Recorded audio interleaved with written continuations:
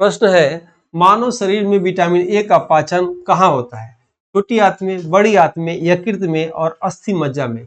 याद रखिएगा, vitamin A, vitamin से शरीर को ऊर्जा नहीं मिलता, याद रखिएगा। और ऊर्जा किससे मिलता है?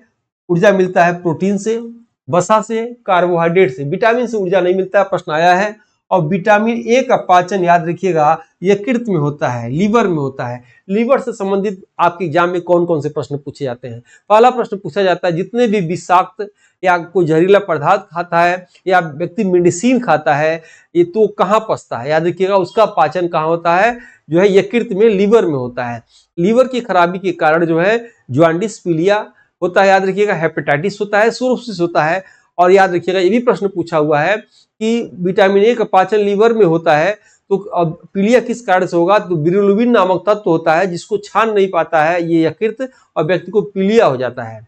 एक और प्रश्न आता है आपके एग्जाम में कि पूछेगा कि यकृत कौन सा जो है रस का स्राव करता है?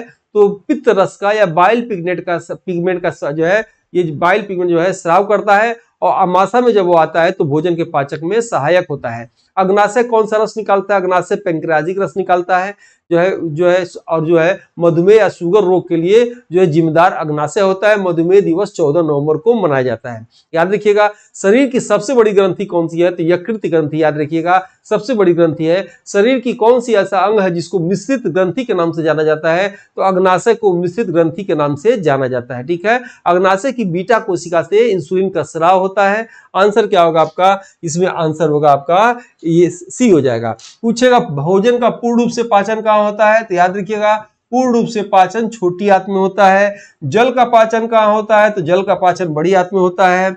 आरबीसी का निर्माण कहाँ होता है? तो आरबीसी का निर्माण अस्थि मज्जा में होता है। इस प्रश्न का उत्तर तीसरा सही होगा।